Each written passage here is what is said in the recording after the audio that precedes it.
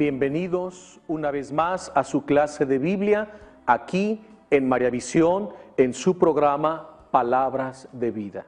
El día de hoy tenemos un tema especial que hemos titulado Jerusalén en tiempos de Jesús.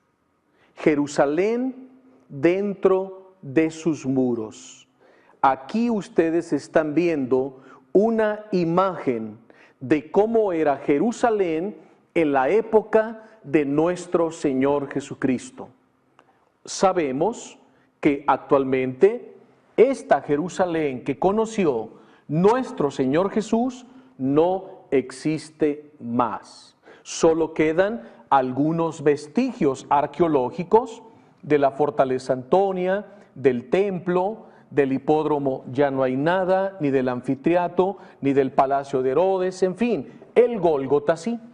Y vamos a ir hoy descubriendo algunos puntos importantes donde el Evangelio nos va narrando algunos acontecimientos importantes que tuvieron lugar en Jerusalén, la ciudad santa. Así que vayan haciendo su dibujo, como puedan, hagan esta estructura, vamos a irla delineando. Empezamos con la muralla, que se las he puesto en amarillo. Vean cómo antiguamente la ciudad de Jerusalén, como hasta el día de hoy, está completamente amurallada. Está Jerusalén moderna fuera de sus muros y Jerusalén antigua dentro de sus muros. Y vean cómo hay una muralla que la circunda todo alrededor, una gran muralla, y cierra el círculo. Pero descubrimos aquí otra muralla que nos da acceso a esta sección. Y luego otra parte amurallada, aquí hay otra muralla interna. Acá hay otra muralla interna, la ciudad de David, y otra más aquí. Entonces tenemos un bloque, segundo bloque, tercer bloque y cuarto bloque. ¿Por qué encontramos una muralla exterior y murallas interiores? Esto lo hacían para los tiempos de guerra. ¿Qué pasa si un ejército entra por aquí y derriba una parte de la muralla y entra a conquistar la ciudad? Encuentra otra muralla para hacerle frente al enemigo que nos quiere conquistar. O si entran por esta parte, se encuentran otras murallas y así evitaban el acceso de ejércitos para que pudieran conquistar toda la ciudad.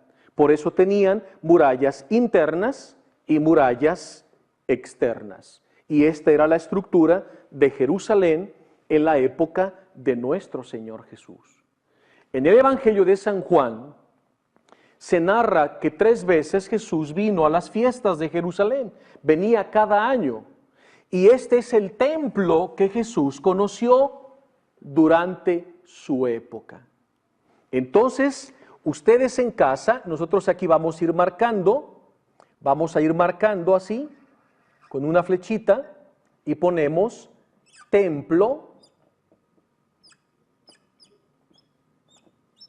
el templo de Jerusalén. Esto para sus clases de Biblia, ustedes que están siguiendo las clases de Biblia de María Visión, y sé que en muchos lugares las transmiten, en escuelas bíblicas, en parroquias y en otros muchos lugares, tal vez les sea difícil dibujar esto a mano, pero esta misma imagen que ahora ven aquí, ustedes la pueden bajar por internet y la mandan imprimir, la amplían y así ustedes la comparten, o de alguna enciclopedia o del mismo internet la pueden fotografiar y proyectar en grande, y con un punto de luz roja, cuando den la explicación, van señalando con sus alumnos para conferencias más grandes, yo la tuve que hacer así de ese tamaño en la pizarra para írselas explicando, que también ustedes lo pueden hacer así en sus clases de Biblia. Pero esta misma imagen y otras muchas muy parecidas las pueden bajar por internet. O hay muchas fotografías en enciclopedias y otros libros que hablan de Jerusalén de la época de nuestro Señor Jesús. Entonces ya tenemos marcado como punto número 1 el templo de Jerusalén. Vean la magnitud o la grandeza del templo. Mira, observa la dimensión de la ciudad completa. Lo que más predomina, la vida del pueblo de la ciudad de Jerusalén, era el templo. Todo giraba en torno al templo de Jerusalén. Este templo, que no es ciertamente el del rey Salomón, porque fue destruido por los babilonios en el año 587.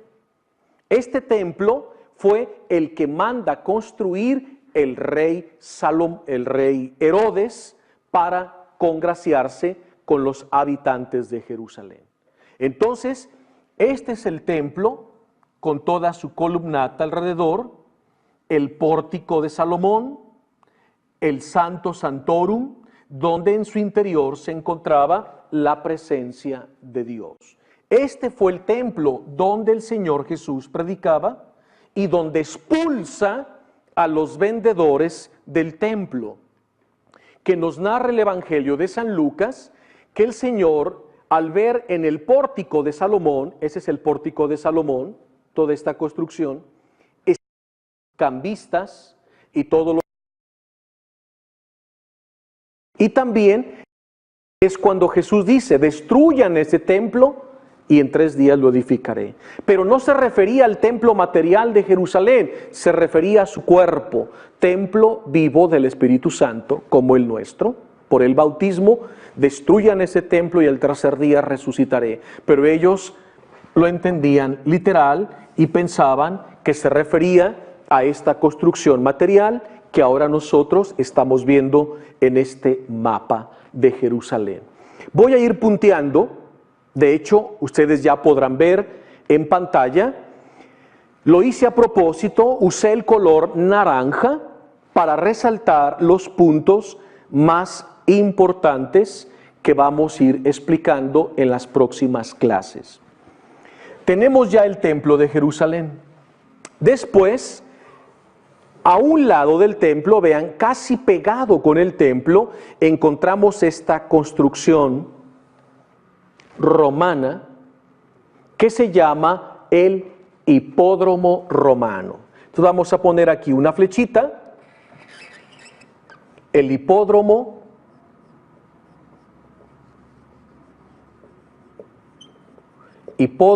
romano. ¿Qué era el hipódromo romano? Era el lugar de las carreras de caballos.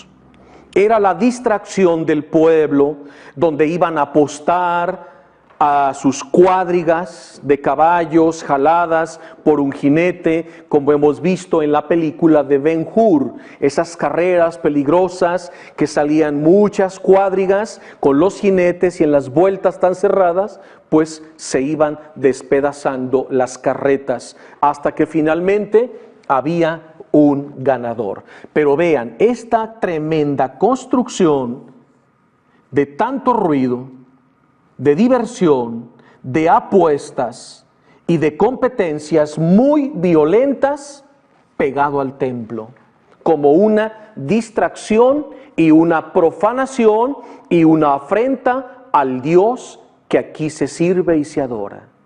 Por un lado, el hipódromo romano, pero observen otro detalle de los romanos, cómo hacían sentir su autoridad y su peso en la ciudad. Por un lado el hipódromo romano, pero observen otro detalle. Aquí hay una fortaleza romana que tiene 4 torres. ¿Qué tiene que hacer una fortaleza, una guarnición romana pegada al templo de Jerusalén? Y no solo está pegada al templo de Jerusalén, sino que esta fortaleza romana tenía acceso a la explanada del templo, se comunicaba. De tal manera que así los romanos hacían sentir por un extremo su autoridad civil, su gobierno, y por el otro lado la distracción, las apuestas, las carreras de caballos en el hipódromo romano. Entonces nos quedamos hasta este primer momento con la fortaleza Antonia. Vamos a un corte en lo que ustedes terminan de estructurar en su apunte la ciudad de Jerusalén. Ahorita háganla sobre su papel como les quede, ya la irán corrigiendo.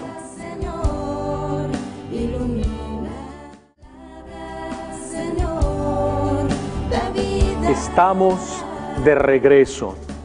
Espero que estén armando un buen apunte de la ciudad de Jerusalén. Nos quedamos en esta fortaleza Antonia. ¿Por qué se le llamaba fortaleza Antonia? Porque estaba dedicada al emperador Marco Antonio. Y esa fortaleza romana pues era para ejercer el dominio, la autoridad sobre los habitantes de Jerusalén. Enfrente del templo, la fortaleza Antonia, y del otro extremo, el hipódromo romano.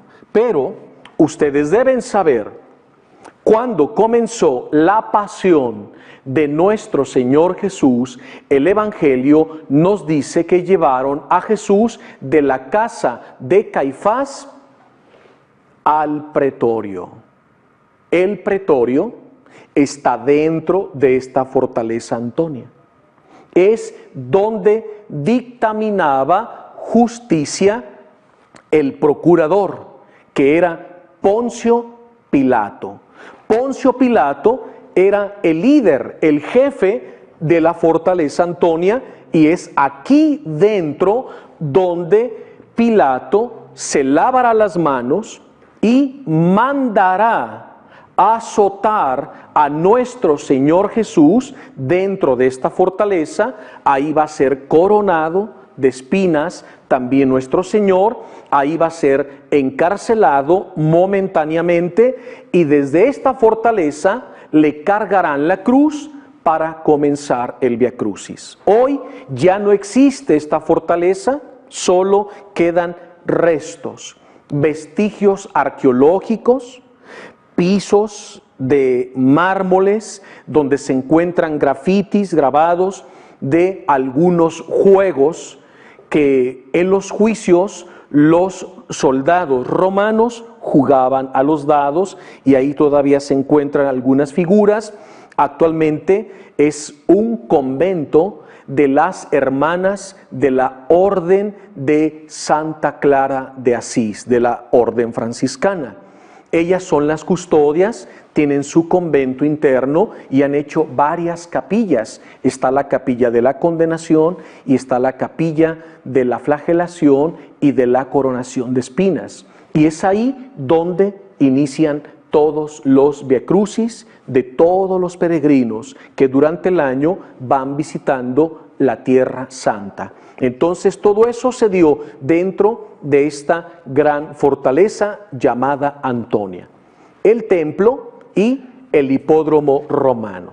Pero si ustedes se fijan, detrás del templo, de esta columnata, atrás vemos un monte, y lo puse en verde para que lo puedan notar.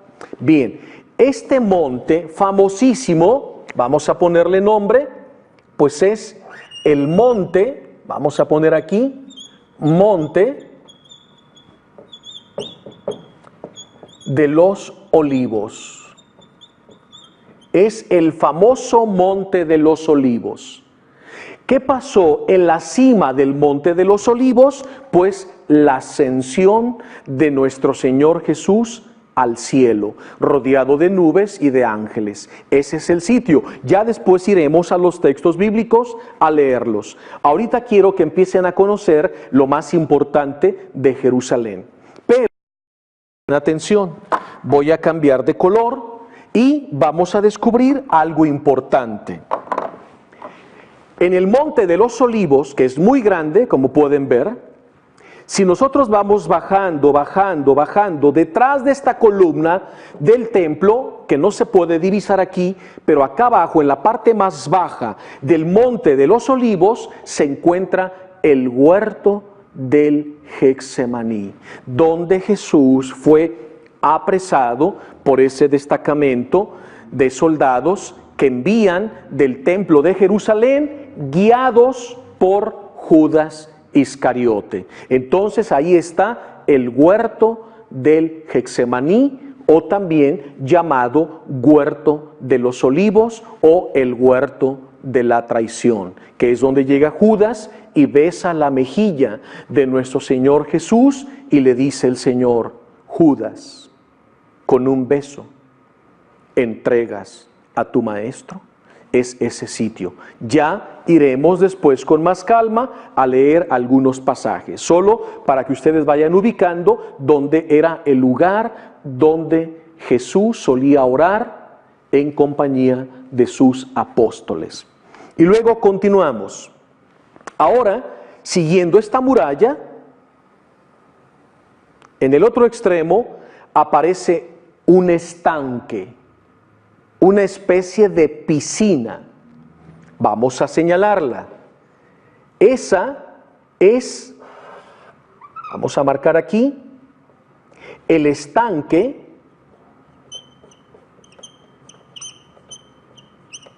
es el estanque de Siloé.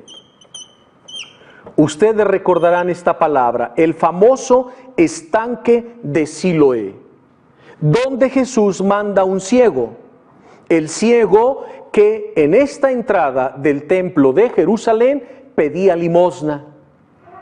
Y Jesús escupe, le pone lodo y le dice: ve y lávate al estanque de Siloé.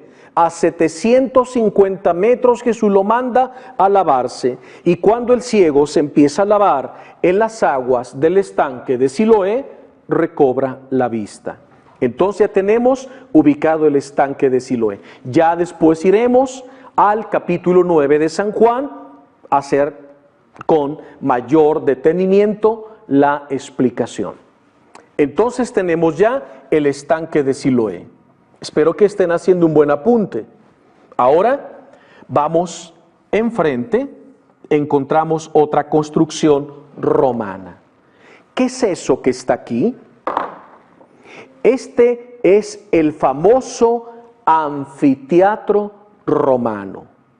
Fíjense, acá el hipódromo romano, las carreras de caballo, las apuestas, todas esas carreras violentas, había mucha muerte, mucha sangre, mucha distracción para el pueblo que venía a adorar a Dios en el templo de Jerusalén. Pero también aquí en el centro de Jerusalén, el famoso anfiteatro romano, pues donde se presentaban artistas, cantores, obras de teatro muy obscenas por parte de los romanos. Entonces tenemos otra distracción y vamos a poner aquí una flecha para poner el nombre. Anfiteatro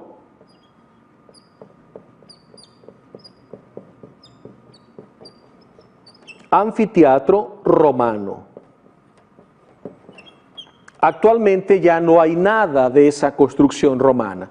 Recordemos que estamos en Jerusalén en tiempos de nuestro Señor Jesús, para que ustedes conozcan la situación que se vivía dentro de sus muros. Dejamos entonces el anfiteatro romano y tenemos aquí una construcción bastante grande, como ustedes pueden ver, casi de la misma longitud que el templo de Jerusalén. ¿Qué es eso? ¿Qué es esta enorme construcción? Ese es el palacio. Vamos a poner aquí una flechita, una flecha aquí que nos indique, dejen cambiar de marcador, una pequeña flecha que nos indica que nos encontramos en el palacio del rey Herodes. El palacio del rey Herodes. Aquí era donde vivía el rey Herodes, en este megapalacio. Vean, aquí la presencia romana, presencia romana, presencia romana, presencia romana. Cómo los romanos hacían sentir su fuerza y su autoridad para ejercer el control, el dominio por miedo del temor y poder cobrar el impuesto imperial para el César, el emperador de todo el imperio romano. Entonces este es el megapalacio del rey Herodes. Ustedes recordarán por los evangelios. Cuando capturan a Jesús en el huerto del Getsemaní, lo van trayendo por la parte baja, entran y van a venir hasta acá, a la casa de Caifás, donde se va a reunir todo el Sanedrín, ya hablaremos después. Esperan que amanezca y llevan a Jesús al pretorio para que lo juzgue Poncio Pilato. Poncio Pilato dice: yo no encuentro ningún delito en este hombre, llévenselo a Herodes, que él lo juzgue. ¿Y qué hacen? Entre aventones y empujones por todas las calles, cruzan y traen a Jesús al palacio del rey Herodes, donde conocemos por los evangelios que Herodes pues se va a burlar de Jesús, le va a poner una camisa de loco y se lo va a enviar de nuevo a Pilato a la fortaleza. Y es cuando leemos en los evangelios de Pilatos a Herodes, de Herodes a Pilato. Pero todo comenzó acá en el Sanedrín y aquí es el trayecto de Jesús en su pasión. Entonces, el palacio de Herodes es considerado el palacio de los 7 pecados capitales. Era el palacio de los excesos. Ahí se daba de todo tipo de libertinajes. Por eso cuando llevan a Jesús al palacio del rey Herodes, no emite ni una sola palabra. Jesús firme, erguido, de pie, con autoridad, atado, todos se burlan, pero Jesús baja la mirada, porque ni siquiera son dignos de contemplar la mirada purísima de nuestro Señor. Y Jesús no articula una sola palabra, es silencio total. El Señor está indignado por todo lo que se vive ahí. Quédense con esto y volvemos enseguida.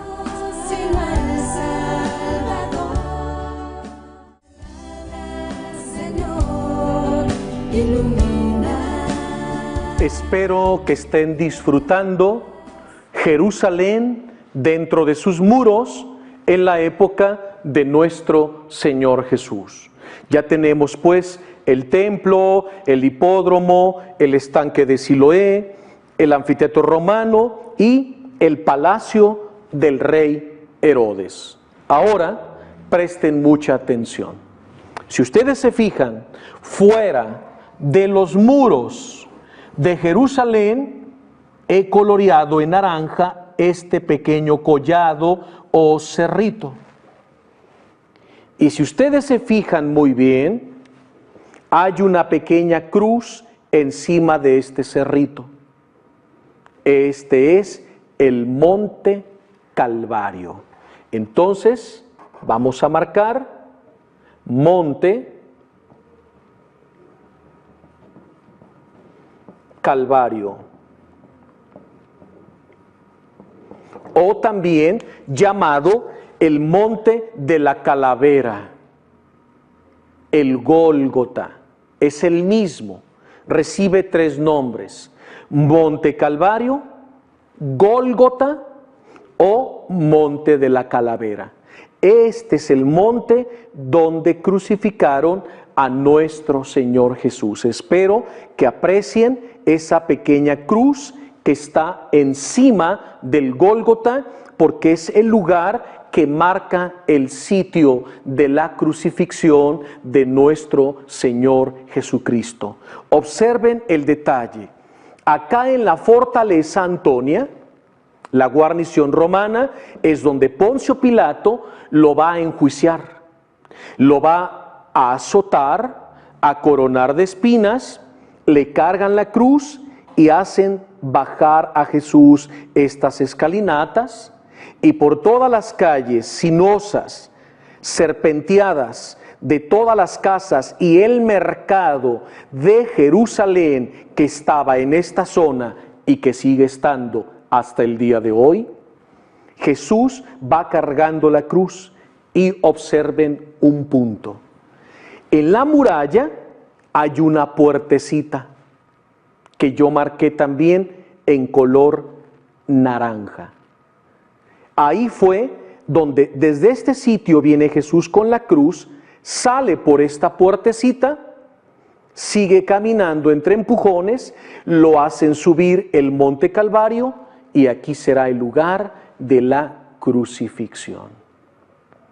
¿Qué distancia hay de la fortaleza Antonia al lugar de la crucifixión?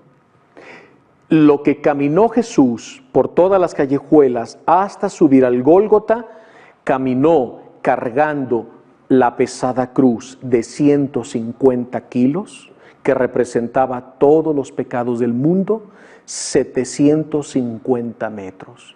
Eso es lo que hasta el día de hoy todos los peregrinos que hacen el Vía Crucis salen de la capilla de la Condena, que está bajo la custodia de las hermanas clarisas, y ahí se les entregan a los grupos cruces de maderas que van a empezar a hacer el Vía Crucis, marcando las 14 estaciones hasta el Gólgota.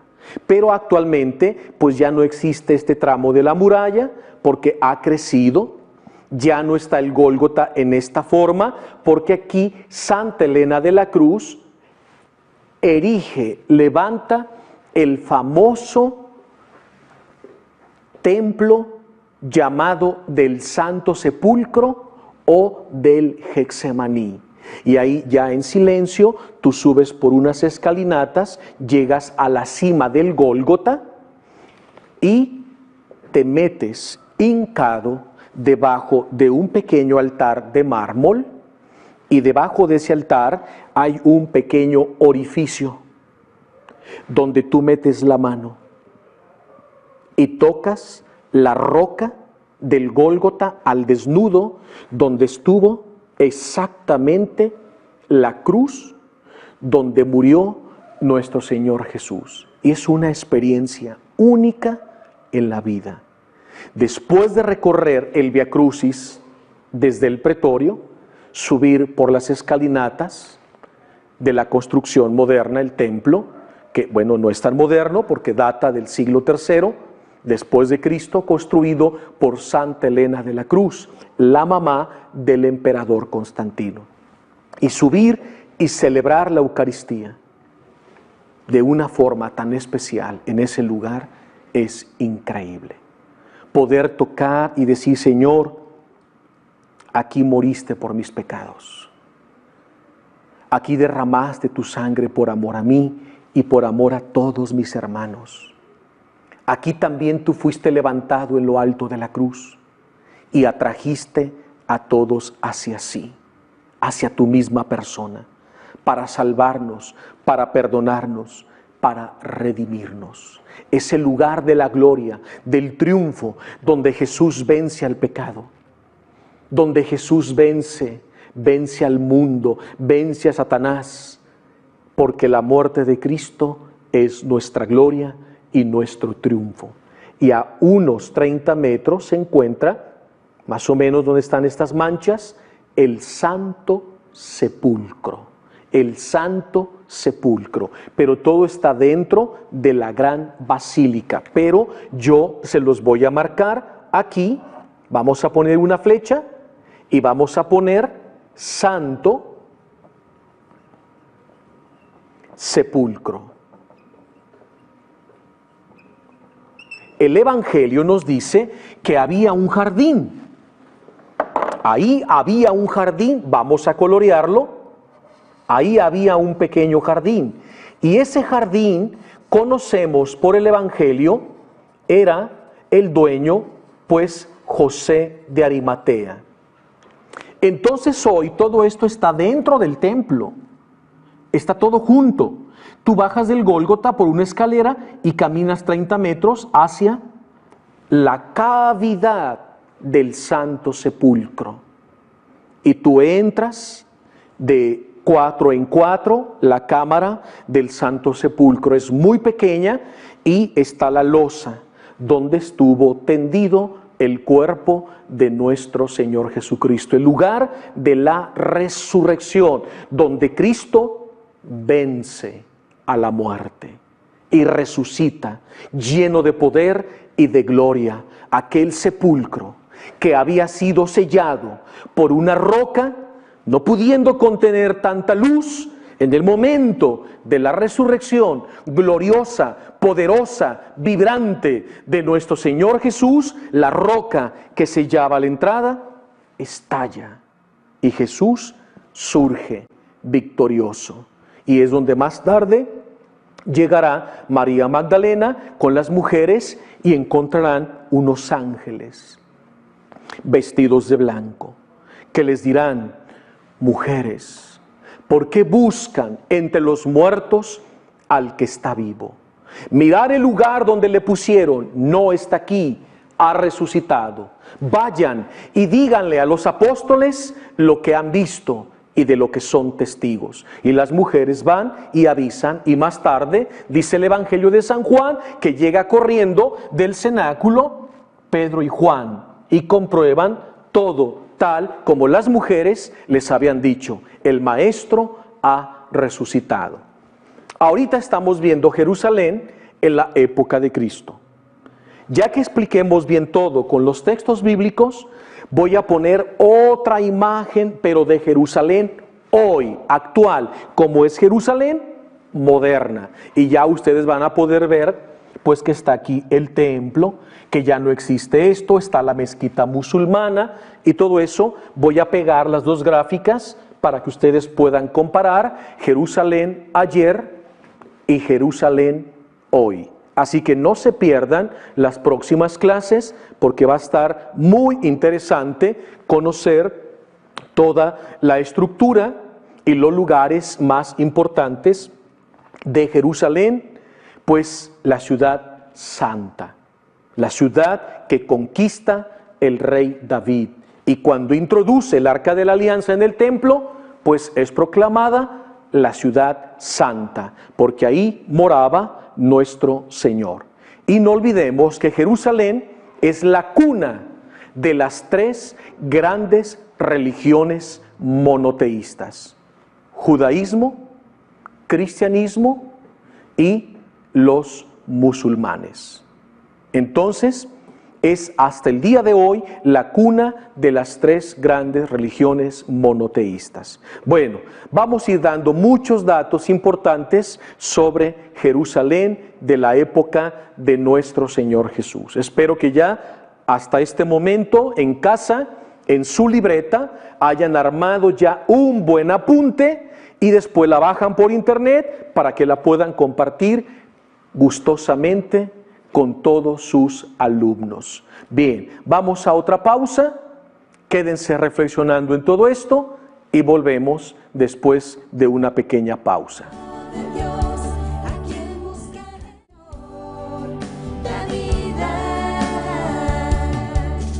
Muy bien, estamos ya en la parte final.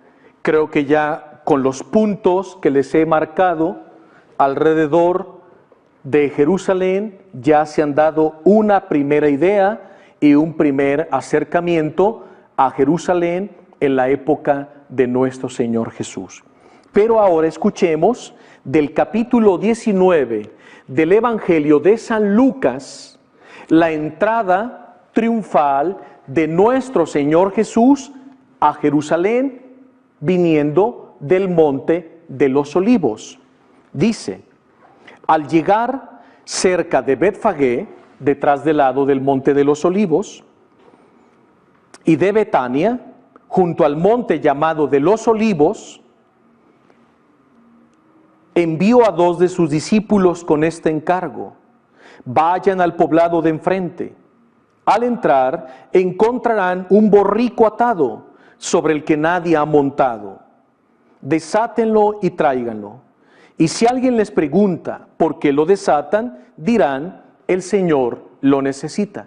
Ellos fueron y le llevan el burrito a Jesús, que lo va a montar en Betfagé, donde hay una basílica que se llama la Basílica de Betfagé, donde Jesús monta el burrito. Y Jesús viene por la ladera del monte y va a entrar a Jerusalén. El pueblo le salió a su encuentro y todos gritaban: bendito el Rey que viene en el nombre del Señor, paz en el cielo y gloria en las alturas. Algunos fariseos de entre la gente les dijeron: Maestro, reprende a tus discípulos, ¿por qué te están alabando de esa manera? Ellos estaban llenos de celo, porque no querían reconocer que Jesús era el Mesías, era el Verbo hecho carne. Pero Jesús respondió: les aseguro que si estos callaran, empezarían a gritar las piedras. Cuando se fue acercando, al ver la ciudad, Jesús lloró por ella. Jesús llora por Jerusalén. Justo a la mitad que hay una capilla que se llama Dominus Flevi, que significa Jesús lloró, o el llanto del Señor, como estamos escuchando. Jesús lloró por Jerusalén y dijo: si en este día comprendieras tú también los caminos de la paz, pero tus ojos siguen cerrados. Llegará un día en que tus enemigos te rodearán con trincheras y te atacarán por todas partes. Te aplastarán a ti y a tus hijos dentro de tus murallas. No dejarán piedra sobre piedra en tu recinto, por no haber reconocido el momento en que Dios ha venido a salvarte. ¿Qué palabras tan duras pronuncia Jesús sobre Jerusalén?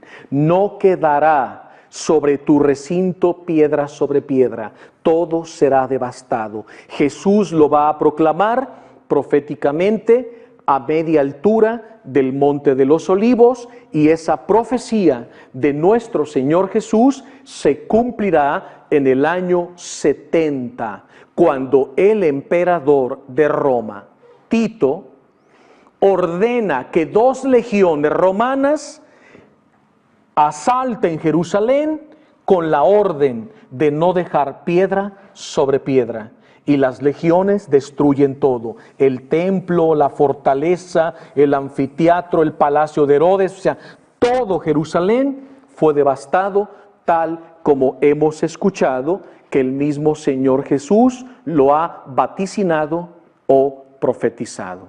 Quedémonos con esta primera impresión de Jerusalén, y en las próximas clases ya iremos parte por parte con un texto bíblico explicando ya el lugar con mayor detenimiento. Esto es una primera introducción. Espero la hayan disfrutado. Muchísimas gracias y que Dios los bendiga. Hasta la próxima clase.